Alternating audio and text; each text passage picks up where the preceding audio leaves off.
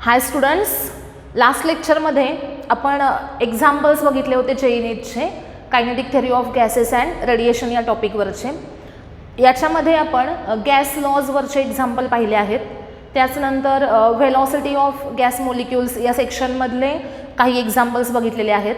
या दोन्ही सेक्शनमधले एक्झाम्पल तुम्ही सोडवतच असाल. आज आपण थर्ड जो त्यातला सेक्शन आहे पुढचा, डिग्रीज ऑफ फ्रीडम, हा महत्त्वाचा आहे. याच्यावरचेच MCQ जास्त विचारले जातात. मग डिग्रीज ऑफ फ्रीडमवरचे काही MCQज मी आज इथे घेते आणि त्याचे रिमेनिंग MCQज तुम्ही सॉल्व करायचे आहेत. ओके, आणि प्रत्येक टाईपचं एक्झाम्पल मी इथे घेत आहे, तर त्या टाईपचे बाकीचे एक्झाम्पल्स तुम्हाला सॉल्व करायचे आहेत. सेक्शनचं नाव काय सांगितलं मी? Degrees of freedom. ओके, तर याच्यामध्ये बघा, a cylinder of fixed capacity 44.8 litre contain 2 moles of helium gas at STP. What is the amount of heat needed to raise the temperature of gas in cylinder by 20 degree Celsius? काय सांगितले बघा, cylinder त्याची fix capacity आहे. Fix कपॅसिटीचा अर्थ काय सांगा मला? इथं त्यांनी काहीतरी कॉन्स्टंट ठेवलं आहे ना. काय कॉन्स्टंट ठेवलं आहे? कपॅसिटी कॉन्स्टंट ठेवली आहे. म्हणजेच ती किती आहे? 44.8 लिटर. म्हणजे हे काय आहे? त्याचं व्हॉल्यूम आहे ना.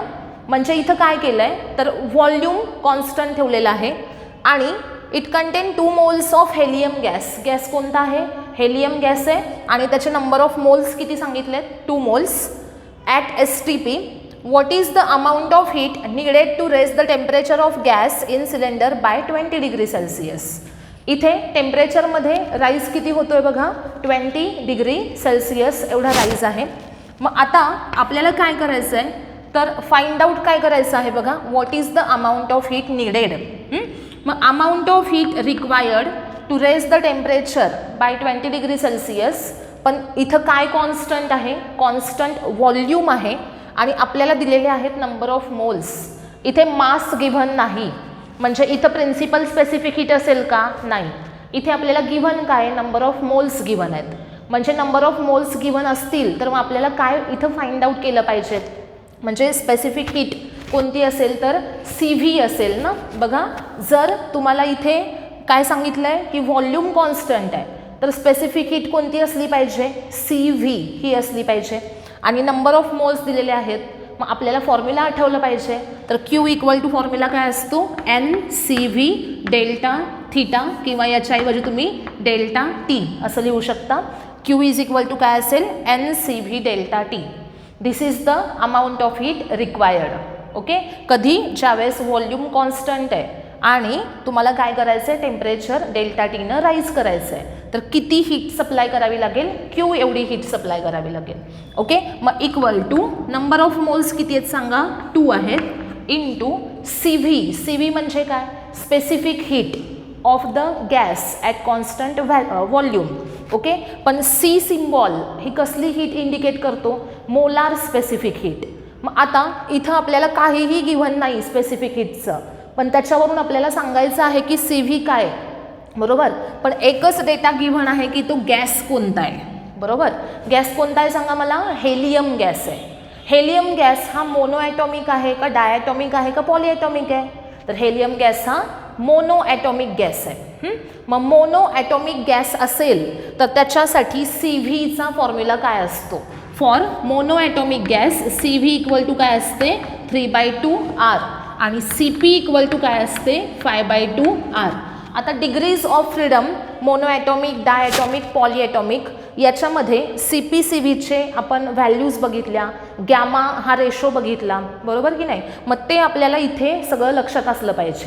मोनो ॲटॉमिक गॅस आहे, मग त्याच्यासाठी CVची व्हॅल्यू किती असली पाहिजे? 3/2R. ती इथे पुटअप करायची, 3/2R into rise in temperature किती आहे? 20. पुढे काय येईल बघा? 2 कॅन्सल झाला.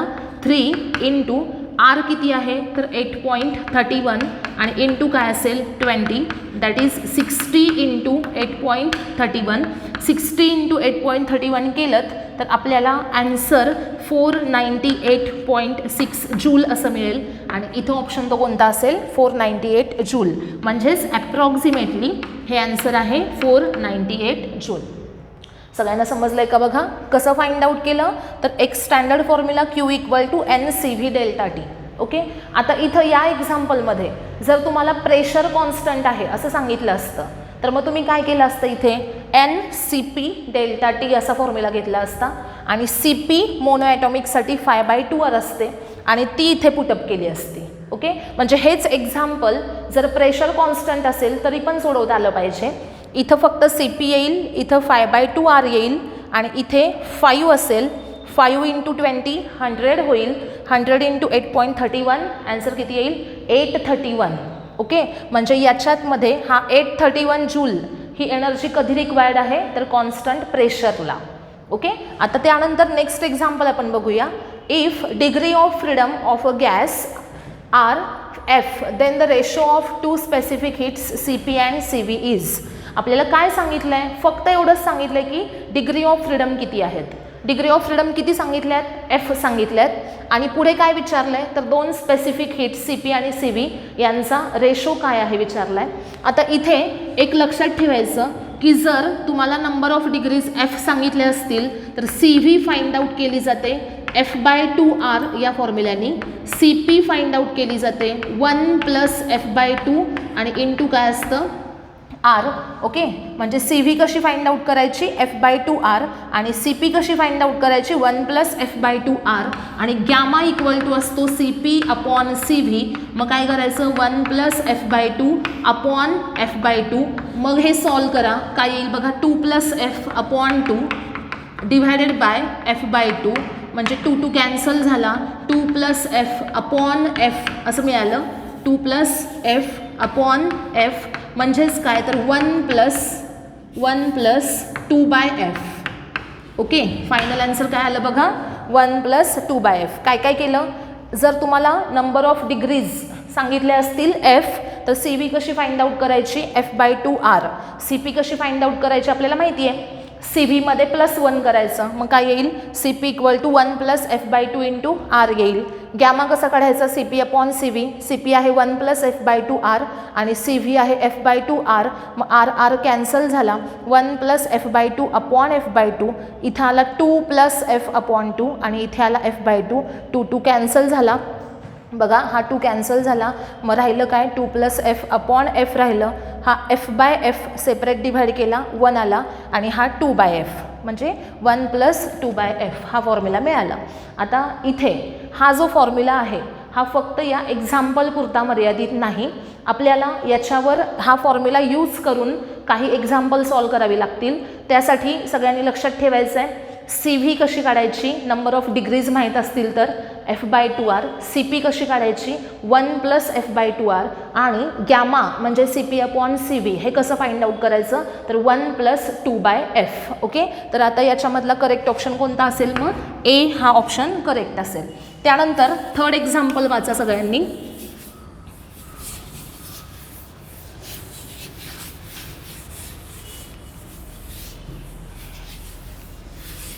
थर्ड एक्झाम्पल रीड केलं का बघा, काय सांगितलं आहे.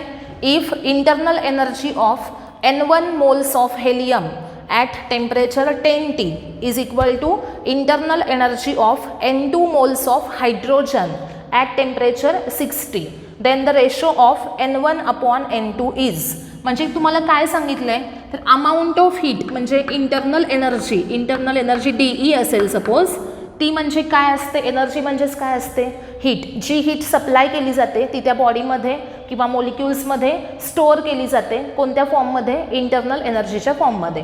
म्हणजे इंटरनल एनर्जी DE असेल तर फर्स्ट केस आपण काय म्हणूया काय घेऊया, पहिला गॅस कोणता आहे सांगा मला, हेलियम गॅस आहे. म्हणजे Q हेलियम मी घेते इथे.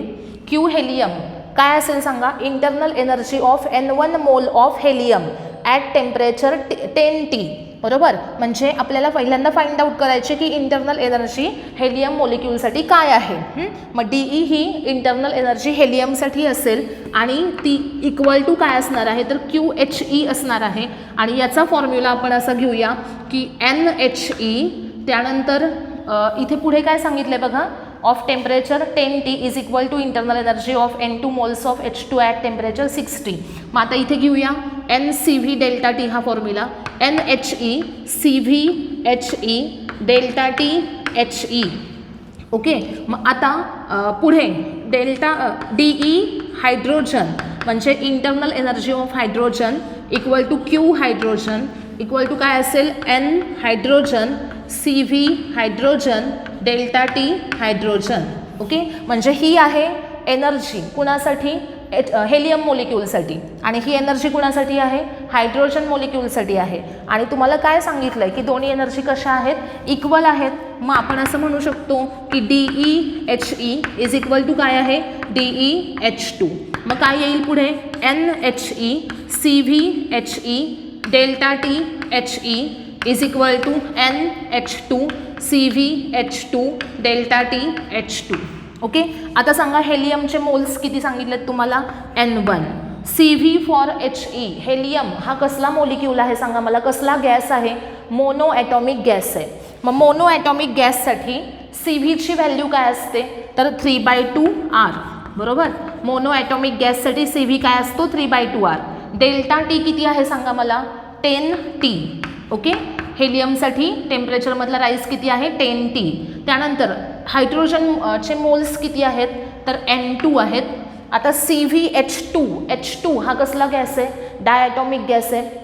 याच्यासाठी CVची व्हॅल्यू काय असते बघा, डायॲटॉमिकमध्ये सुद्धा 2 केसेस होत्या ना. फर्स्ट केस काय होती H2O2 N2 आणि सेकंड केस काय होती carbon monoxide that is CO बरोबर. मग आता CV कुणासाठी बघतोय आपण हायड्रोजनसाठी, त्याची व्हॅल्यू किती असते बघा सगळ्यांनी आठवा काय असते 5/2R आणि डेल्टा TH2 किती आहे बघा 6T. ओके, तर आता पुढे काय येईल तर इथं R दोन्ही साईडला कॅन्सल झाला, T दोन्ही साईडला कॅन्सल झाला, 2 कॅन्सल झाला बघा, हा 2 आणि हा 2 cancel, R cancel, T cancel, म्हणजे इथे आहे N1 × 3 × 10, इथं आहे N2 × 5 × 6. ओके, मग आता N1/N2 विचारलं आहे ना, मग 5 × 6 किती झाले 30 अपॉन 10 × 3 किती झाले 30, म्हणजे N1/N2 is equal to answer मिळाला आपल्याला 1. ओके, रेशो किती आला हा 1 आला, त्यामुळे ऑप्शन सी हा करेक्ट ऑप्शन मिळाला. समजलं का बघा सगळ्यांना, सिम्पल आहे, फक्त इंटरनल एनर्जी इक्वेट केल्या आणि मग N1/N2 हा रेशो आपण फाइंड आउट केला. याचा आन्सर किती मिळालेला आहे 1. Option C is the correct option. आता हे सगळं नोट डाऊन करून घ्या. ओके,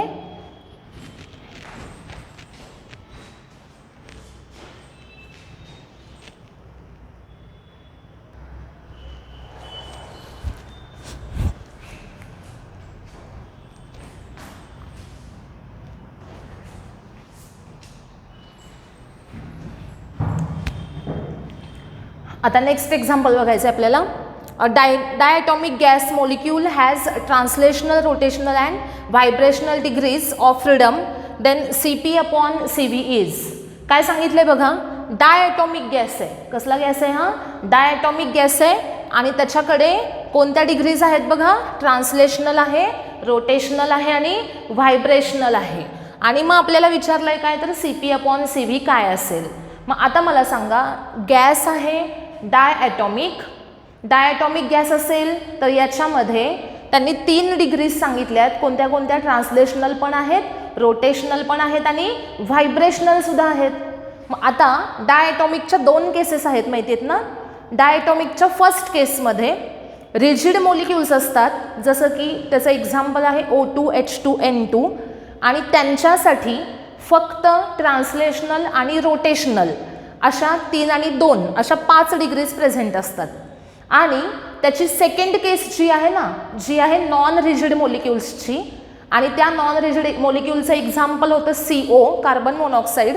आणि त्याच्यामध्ये आपण पाहिलेलं आहे की त्याच्याकडे ट्रान्सलेशनलच्या 3 डिग्रीज असतात, रोटेशनलच्या 2 असतात आणि व्हायब्रेशनलची 1 डिग्री असते बरोबर. हे एक्झाम्पल त्यांनी जो गॅस सांगितला इथे डायॲटॉमिक गॅस, तो कोणत्या टाईपचा असला पाहिजे, मग त्याच्याकडे व्हायब्रेशनल डिग्री आहे याचा अर्थ तो कसल्या टाईपचा गॅस आहे, नॉन रिजिड टाईपचा गॅस आहे. जर इथे व्हायब्रेशनल नसती, फक्त ट्रान्सलेशनल आणि रोटेशनल असत्या, तर मग तो गॅस कसला झाला असता तर रिजिड मोलिक्युल्सवाला झाला असता.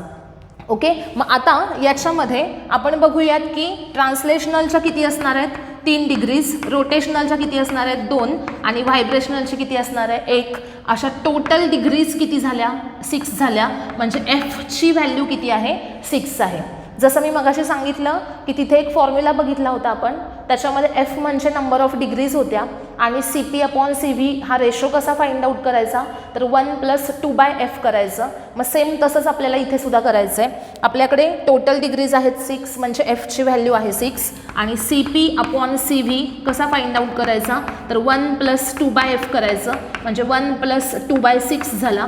1+2/6 म्हणजे 1+1/3, दॅट इज 3+1 4, 4/3, म्हणजे 4/3चं जर आन्सर तुम्ही फाइंड आउट केलं तर किती येईल बघा, 1.33 असं आन्सर असेल. म्हणजे ऑप्शन कोणता आला, डी.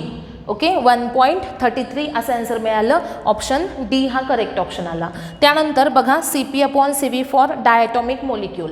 आता इथे डायटॉमिक जो सांगितला आहे, जनरली जो डायटॉमिक आपण म्हणतो तो रिजिड असतो आणि नॉन रिजिड असेल तर तुम्हाला ते स्पेसिफाय केलेलं असतं तसं. आणि जर स्पेसिफाय केलं नाही आहे कोणता डायटॉमिक आहे तर मग कोणता घ्यायचा, रिजिड आहे तो घ्यायचा, O2H2N2 ते एक्झाम्पल घ्यायचं. मग त्याच्यामध्ये ट्रान्सलेशनलच्या 3 डिग्रीज असतात, रोटेशनलच्या किती असतात, 2 असतात. मग इथं किती डिग्रीज येतील बघा, ट्रान्सलेशनलच्या 3, रोटेशनलच्या किती असतील, 2 असतील. मग किती येईल आन्सर बघा, 3+2 5, म्हणजे एफची व्हॅल्यू किती मिळते आपल्याला, 5 मिळते. एफची व्हॅल्यू मिळते 5.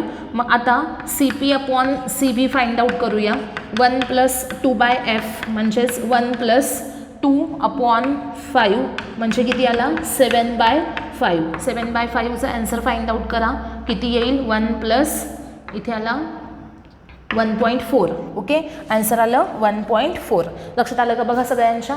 डायटॉमिक मोलिक्यूल असं जर सांगितलं तर त्याच्याकडे रिजिड मोलिक्यूल्स आहेत असं समजायचं आणि ट्रान्सलेशनलच्या 3, रोटेशनलच्या 2 अशा 2च डिग्री असतील, म्हणजे टोटल 5 डिग्रीज आहेत. F = 5, तर CP/CV = 1+2/f म्हणजे 1+2/5 झाला, म्हणजे 7/5 आणि 7/5 म्हणजे किती आला आन्सर, 1.4. ओके, अशा प्रकारे इथं आपण त्या फॉर्म्युल्यावरचे 2 एक्झाम्पल बघितले. म्हणजे 1+2/f हा फॉर्म्युला आपल्याला काय इंडिकेट करतो, तर CP/CV. ओके, त्यानंतर नेक्स्ट एक्झाम्पल आहे बघा, 10 moles of ideal monoatomic gas at 10 degree Celsius is mixed with 20 moles of another monoatomic gas at 20 degree Celsius, then temperature of the mixture will be. काय सांगितलं आहे आपल्याला, तर 2 गॅसेस आहेत वेगवेगळे, दोन्ही पण कसे आहेत, तर मोनो ॲटॉमिक गॅसेस आहेत. पहिला गॅस जो आहे त्याचं किती मोल्स घेतले, 10 मोल्स घेतले आणि त्याचं टेम्परेचर किती होतं, 10 डिग्री सेल्सिअस. त्यानंतर दुसरा एक गॅस आहे तो पण मोनो ॲटॉमिक आहे, त्याचे 20 मोल्स घेतले आणि त्याचं टेम्परेचर आहे 20 डिग्री सेल्सिअस आणि हे दोघांना तुम्ही एकत्र आणलं, मिक्स केलं. आता एक त्याचं मिक्सचर तयार झालं आहे आणि त्या मिक्सचरचं काय विचारलं आहे, टेम्परेचर विचारलं आहे. आता इथे काय होतं बघा, ज्यावेळेस अशा प्रकारे 2 गॅसेस मिक्स केले जातात, एकाचं टेम्परेचर आहे किती बघा, 10 डिग्री सेल्सिअस, दुसऱ्याचं किती आहे, 20 डिग्री सेल्सिअस. मग आता ज्यावेळेस एखादं मिक्सचर तयार होतं त्यावेळेस काय होणार आहे बघा, तर मिक्सचरचं टेम्परेचर हे 10 to 20 या रेंजमध्ये असणार आहे. म्हणजे काय होणार, तर त्याचं टेम्परेचर हे 10पेक्षा काय असेल, मोठं असेल आणि 20पेक्षा काय असेल, स्मॉल असेल. मिक्सचरचं टेम्परेचर 10पेक्षा मोठं असेल, 20पेक्षा स्मॉल असेल. ओके, मग आता 10पेक्षा टेम्परेचर जास्त झालं म्हणजे इथं हा जो मोनोॲटॉमिक गॅस आहे त्याच्याकडे हीट काय केली गेली, ॲब्सॉर्ब केली गेली. आणि हा जो गॅस आहे दुसरा 20वाला, त्याच्यापेक्षा टेम्परेचर कमी आहे म्हणजे त्यानं हीट काय केली, लॉस केली. ज्याचं टेम्परेचर हायर असतं तो हीट सप्लाय करतो आणि ज्याचं कमी असतं तो काय करतो, ॲब्सॉर्ब करतो. बरोबर की नाही. म्हणजे फर्स्ट गॅस जो आहे त्याच्याकडून हीट काय केली गेली, ॲब्सॉर्ब केली गेली. सेकंड गॅस जो आहे तो काय करेल, तर हीट लॉस करेल. आणि दोघांच्यामध्ये जो चेंज होणार आहे एनर्जीमध्ये, इंटरनल एनर्जीमध्ये, एकाने हीट लॉस केली, एकाने गेन केली आणि त्यामुळे त्या दोघांच्यामध्ये इंटरनल एनर्जीमध्ये होणारा चेंज जो आहे तो कसा असणार आहे, सेम असणार आहे. बरोबर. म्हणजे ज्यावेळेस मिक्सचर तयार होईल त्यावेळेस फर्स्ट गॅसच्या इंटरनल एनर्जीमध्ये झालेला चेंज इक्वल टू काय असेल, सेकंड गॅसच्या इंटरनल एनर्जीमध्ये झालेला चेंज. आता ज्यावेळेस मिक्सचर तयार होतं ना त्यावेळेस ह्या 2 गॅसेसचं व्हॉल्यूम हे एकत्र आणलं जाईल आणि व्हॉल्यूम काय राहतं इथं कॉन्स्टंट राहतं. मग आता व्हॉल्यूम कॉन्स्टंट आहे, मग त्याच्यामुळे आपण असं लिहू शकतो N1 CV1 delta T1 is equal to N2 CV2 delta T2. Okay, तर आता N1 म्हणजे फर्स्ट गॅसचे मोल्स आहेत 10, CV1 आणि CV2 या दोन्ही व्हॅल्यूज किती असतील बघा. पहिला गॅस पण मोनोॲटॉमिक आहे, दुसरा गॅस पण मोनोॲटॉमिक आहे, तर त्याच्यासाठी CVच्या व्हॅल्यू असतील 3/2 R. डेल्टा T हा कसा काढायचा बघा. आता हा डेल्टा T1 जो आहे की नाही, डेल्टा T1 हा टेम्परेचरमधला डिफरन्स आहे. आता इथं टेम्परेचर आहे का हे पहिल्या गॅसचं, नाही, तो काय आहे टेम्परेचरमधला डिफरन्स आहे. म्हणजे पहिला गॅस जो होता त्याचं टेम्परेचर 10 डिग्री सेल्सिअस आहे आणि मिक्सचर जे तयार झालं त्याचं टेम्परेचर सपोज आपण असं म्हणूया T डिग्री सेल्सिअस आहे, बरोबर. मग मिक्सचरचं टेम्परेचर पहिल्या गॅसच्या टेम्परेचरपेक्षा जास्त आहे, म्हणजे त्यांच्यातला डिफरन्स आपण कसा घेऊ शकतो, तर जास्त कुणाचं टेम्परेचर आहे मिक्सचरचं, मायनस त्या गॅसचं टेम्परेचर किती आहे 10. ओके, काय केलं, number of moles of first gas into specific heat at constant volume for the first gas into delta T1 म्हणजे टेम्परेचर डिफरन्स आहे. डिफरन्स कुणामधला घेतला, तर डिफरन्स घेतलेला आहे फर्स्ट कोण मिक्सचरचं टेम्परेचर मायनस काय केलेलं आहे फर्स्ट गॅसचं टेम्परेचर. ओके, आता इक्वल टू N2 म्हणजे सेकंड गॅसचे मोल्स किती आहेत 20, ह्याची पण स्पेसिफिक हीट ही 3/2 Rच असणार आहे कारण तो पण मोनोॲटॉमिक गॅस आहे. आणि डेल्टा T2 आता इथे तुम्हाला डिफरन्स कुणाच्यातला घ्यायचा आहे, तर सेकंड गॅस जो आहे त्याचं टेम्परेचर आणि मिक्सचरचं टेम्परेचर. इथे डिफरन्स कुणामधला घेतला, फर्स्ट गॅसचं टेम्परेचर आणि मिक्सचरचं टेम्परेचर. सेम तसंच तिकडे डिफरन्स कुणामधला घ्यायचा, तर सेकंड गॅसचं टेम्परेचर आणि मिक्सचरचं टेम्परेचर. मग जो मोठा असेल त्याच्यातून स्मॉल मायनस करा. मग इथं मिक्सचरचं जास्त होतं आणि फर्स्ट गॅसचं कमी होतं. आता इकडे सेकंड गॅस जो आहे त्याचं टेम्परेचर जास्त आहे आणि मिक्सचरचं त्याच्यापेक्षा कमी असेल. मग T-10 इक्वल टू काय येईल, तिकडं काय येणार 20 - T येणार. आता हा 3/2 R दोन्हीकडे कॅन्सल झाला. इथं आहे 10 into T-10 equal to 20 into काय येणार 20 - T. आता इथं 10 आहे, इथं 20 आहे, म्हणजे इथं 1/2 आला, म्हणजे T-10 आणि इथं काय येईल बघा 2 इंटू 20 - T. ओके, काय मिळालं T-10 equal to 2 into 20 - T. पुढं काय होईल बघा T-10 equal to 4T - 2T. पुढे सॉल्व करा, हा 2T इकडे आणा, काय होईल T + 2T म्हणजे 3T होईल इज इक्वल टू 40 - 10 म्हणजे किती असेल 30. बघा काय केलं आपण T + 2T किती झाले 3T आणि 40 + 10 होतील म्हणजे किती येईल 50 येईल इकडं 40 आणि हा -10 इकडं गेला 50 झाला. T इक्वल टू काय असेल 50/3 म्हणजे ॲन्सर 16.6. ऑप्शन डी हा करेक्ट ऑप्शन असेल. 50/3 म्हणजेच किती 16.6 असं ॲन्सर असेल.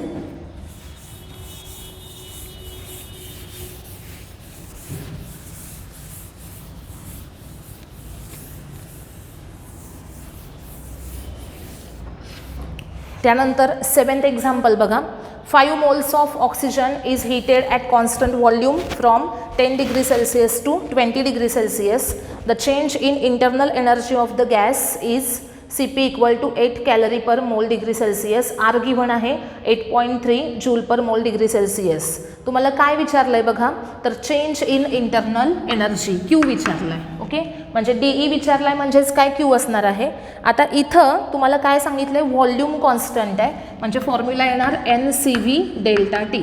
ओके, CV म्हणजे काय specific heat at constant volume. Q equal to काय असेल NCV डेल्टा T. आता याच्यामध्ये आपल्याला काय काय माहीत आहे बघूया. पहिल्यांदा N किती आहे सांगा मला. Here N is equal to किती आहे 5 मोल्स आहेत. त्यानंतर डेल्टा T माहिती आहे आपल्याला, टेम्परेचरमधला राईस किती आहे 20 - 10 म्हणजेच 10 डिग्री सेल्सिअस आहे. आणि CV माहीत आहे का बघा, कसला गॅस सांगितला इथे आपल्याला, तर change in internal energy of the gas CP सांगितलं आहे आपल्याला. CV आपल्याला Rच्या फॉर्ममध्ये काढायचं नाही आहे, आपल्याला गिव्हन आहे CP किती आहे बघा 8 calorie per mole degree Celsius असा फॉर्म्युला आहे. आणि CV कसं काढायचं मग, फॉर्म्युला आहे ना CP - CV is equal to R. आणि मग CV कसा काढायचा, तर CV is equal to CP - R करायचं. ओके. पण त्यासाठी हा डिफरन्स घेण्यासाठी सी पी आणि आर या दोघांचं युनिट हे सेम असलं पाहिजेत. बघा सी पीचं युनिट काय आहे 8 calorie per mole degree Celsius आणि आरचं युनिट काय आहे 8.3 जूल पर मोल डिग्री सेल्सिअस. म्हणजे C पीचं unit calorie per mole degree Celsius आहे आणि आरचं युनिट जूल पर मोल डिग्री सेल्सिअस आहे. म्हणजे त्या जूलचं कन्व्हर्जन कॅलरीमध्ये केलं पाहिजेत. मग त्यासाठी मी एक फॉर्म्युला सांगितला होता बघा. जर असं असेल की दोन युनिट डिफरंट असतील तर इथं आर अपॉन जे केलं जातं. C P minus C V equal to R by J. C P minus C V equal to R हे कधी यूज करायचं ज्यावेळेस सगळे सेम युनिटमध्ये असतील. जर युनिट डिफरंट असेल तर तुम्ही काय कराल C P minus C V equal to R upon J असा फॉर्म्युला येईल. मग सी व्ही कसा काढायचा तर C P minus R by J करायचं. मग सी पीची व्हॅल्यू किती आहे बघा 8 आहे मायनस आर किती आहे 8.3 आणि जे असतो 4.18. जे किती असतो 4.18. आता हे जे आहे याच्यावरून आपल्याला काय मिळतं सी व्ही मिळते आणि याची जर तुम्ही व्हॅल्यू फाइंड आउट केली तर आपण असं म्हणूया 8 मायनस हे जे आहे ह्याला आपण 2 घेऊया ॲप्रॉक्सिमेटली. तर 8 मायनस 2 म्हणजे हे ॲप्रॉक्सिमेटली इक्वल टू किती असणार आहे तर 6 असणार आहे. ओके. म्हणजे सी व्ही ॲप्रॉक्सिमेटली 6 असेल. आता व्हॅल्यूज टाका. Q equal to N C V delta T आहे. एनची व्हॅल्यू 5 सी व्हीची व्हॅल्यू 6 आणि डेल्टा टीची व्हॅल्यू 10. 5 × 6 30 × 10 आन्सर किती मिळालं 300 कॅलरी. आता इथे आर हा जूलमध्ये होता ना. जूलला आपण जेनं मेकॅनिकल इक्विव्हॅलंट ऑफ हीट त्यांना डिव्हाइड केलं त्याची व्हॅल्यू असते 4.18. मग आता जर तुम्ही आर बाय जे केला असेल तर हा आर कशामध्ये कन्वर्ट झाला कॅलरीमध्ये कन्वर्ट झाला आणि त्यामुळं इथं 300 ही जी मिळती आहे त्याचं युनिट काय असलं पाहिजे कॅलरी. म्हणजे तुम्ही आर बाय जे करून केलं काय तर त्याचं युनिट जूल पर मोल डिग्री सेल्सिअसचं कशामध्ये कन्वर्ट केलं कॅलरी पर मोल डिग्री सेल्सिअसमध्ये आणि त्यामुळे इथे जी हीट मिळणार आहे त्याचं आन्सर किती असेल 300 कॅलरी. इथं जूल येणार नाही कारण तुम्ही जेनं डिव्हाइड केलं आहे. जर जेनं डिव्हाइड नसतं केलं तर हे कितीमध्ये आलं असतं कशामध्ये आलं असतं जूलमध्ये आलं असतं. ओके. समजलं आहे का सगळ्यांना बघा आणि नोट डाऊन करून घ्या.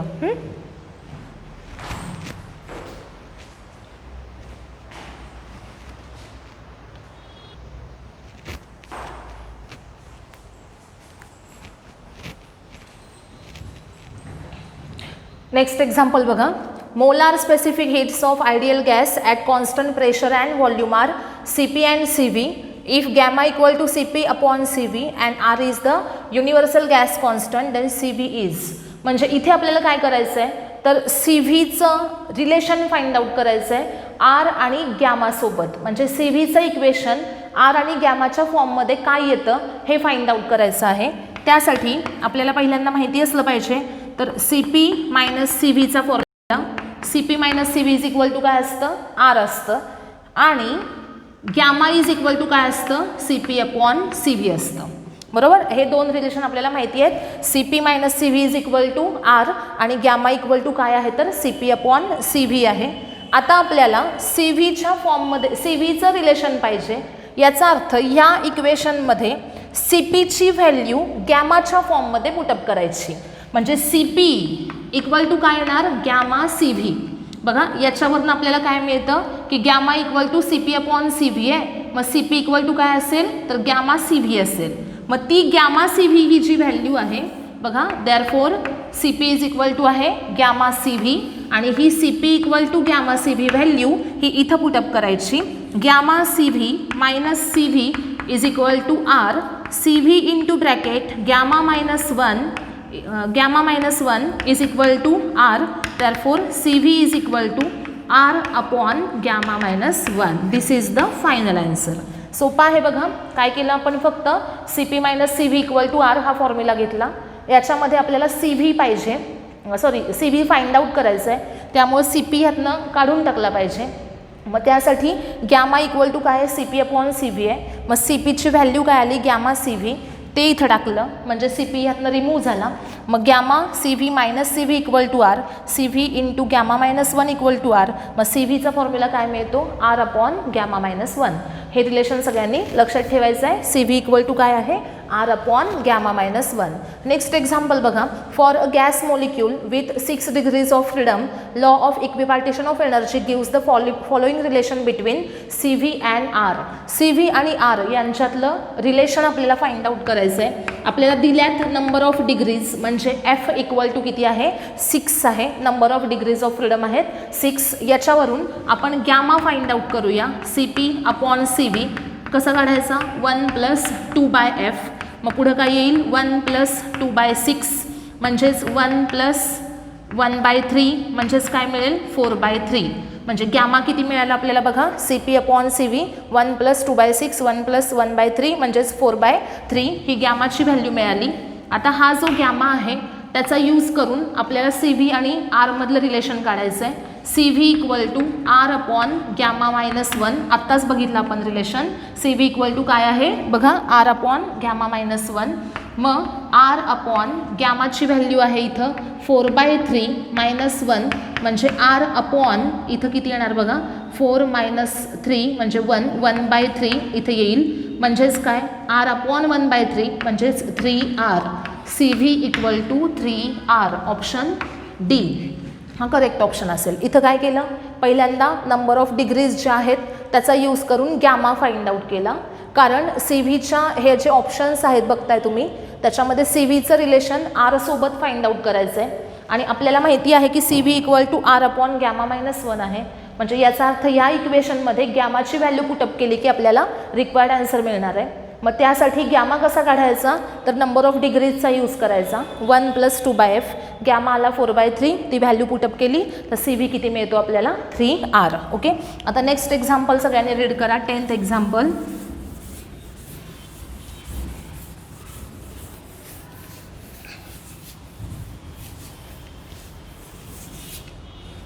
काय आहे बघा 10th example. 1 mole of monoatomic gas and 3 moles of diatomic gas are put together in a container. The molar specific heat at constant volume is. तुम्हाला काय सांगितलं आहे तर 2 टाईपचे गॅसेस एका कंटेनरमध्ये घेतले आणि तुम्हाला कॉन्स्टंट व्हॉल्यूमला मोलार स्पेसिफिक हीट मिक्सचरची फाइंड आउट करायची. म्हणजे 2 वेगवेगळे गॅसेस एकाच कंटेनरमध्ये ठेवले याचा अर्थ ते काय झाले मिक्स झाले ना. 2 एक आहे मोनोॲटॉमिक गॅस, दुसरा कोणता आहे डायॲटॉमिक गॅस आहे. आणि ते 2 गॅसेस एका कंटेनरमध्ये ठेवले तर ते काय होतील सांगा मला मिक्स होतील. आणि ते जे मिक्सचर तयार होईल त्या मिक्सचरची तुम्हाला विचारली आहे specific heat at constant volume. मग आता त्याचा एक स्टँडर्ड फॉर्म्युला आहे तो सगळ्यांनी लक्षात ठेवायचा आहे. Specific heat at constant volume of a mixture कशी फाइंड आउट करायची बघा.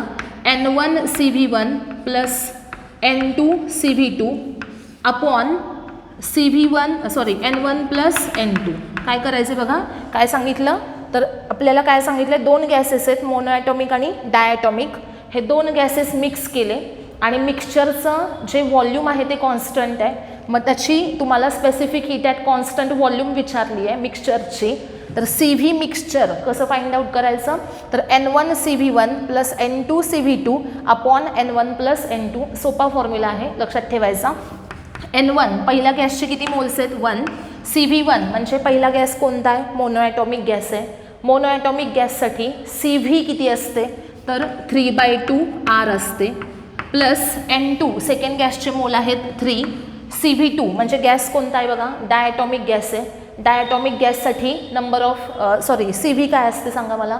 डायॲटॉमिक गॅससाठी CV काय असते 5/2R. लक्षात पाहिजे या values. CV for monoatomic gas 3/2R. CV for diatomic gas 5/2R. आणि हे आहेत नंबर ऑफ मोल्स त्यांचे गिवन आहेत ते divided by number of moles of first gas 1 second gas 3. काय येईल बघा मग आता इथे 1 × 3/2R म्हणजे 3/2R आले प्लस इथे आले 15/2R डिवायडेड बाय 4. ओके. त्यानंतर हा 2 जो आहे तो इथं येईल आणि 3 + 15 म्हणजे 15 + 3 किती झाले 18/2R असं आलं ना. हे 18/2R डिवायडेड बाय 4 म्हणजेच किती आले हे 9R अपॉन 4 आले. 9R upon 4. 9 × Rची व्हॅल्यू आपल्याला गिव्हन आहे 8.3 डिवायडेड बाय 4. 9 × 8.3 अपॉन 4 करा. याचं ॲन्सर किती येते बघायचं आहे आपल्याला. याचा ॲन्सर किती येईल? तर 18 पॉईंट ॲप्रॉक्सिमेटली 18.6 आणि पुढे काहीतरी येतं आणि त्याच्यामुळे ॲप्रॉक्सिमेटली याला आपण 18.7 असं घेणार. 18.7 ओके. 18.69 समथिंग असं असेल, बघा चेक करून काय येते. 9.83/4 किती येईल? तर 18.69 समथिंग ॲन्सर येईल आणि त्याला आपण ॲप्रॉक्सिमेटली 18.7 असं घेणार. तर याच्यामध्ये आपल्याला लक्षात काय ठेवायचं आहे, आत्ता जे एक्झाम्पल्स घेतले मी त्या एक्झाम्पल्समध्ये आपल्याला काही फॉर्म्युले मिळाले. ते फॉर्म्युले कोणते कोणते आहेत ते जरा बघूयात. हे एक्झाम्पल कळलं का बघा. इथे काय केलं आपण, मिक्सचरची specific heat at constant volume N1CV1 + N2CV2 N1 + N2 हा फॉर्म्युला यूज केला. आता आज जे आपण फॉर्म्युले बघितले त्याच्यामध्ये आपल्याला एक फॉर्म्युला मिळाला 1 + 2/f. याच्यावरनं आपण CP/CV हा रेशो काढू शकतो. इथं CV कशी काढायची, F/2R आणि CP कशी काढायची 1 + F/2 आणि इंटू R. ओके. त्यानंतर आपल्याला आणखीन एक फॉर्म्युला मिळाला बघा आत्ता की CV = R/γ-1.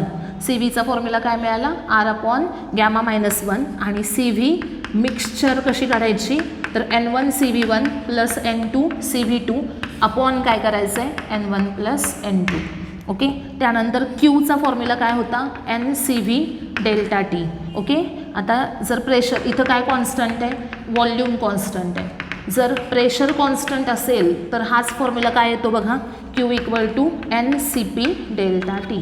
ह्या फॉर्म्युलांवर डिपेंड असणारे एक्झाम्पल्स काही आज आपण बघितले. ह्यातले 1, 2, 3 अजून एक्झाम्पल्स आपण नेक्स्ट लेक्चरमध्ये घेऊयात आणि पुढचा सेक्शन याचे चालू होईल. ओके.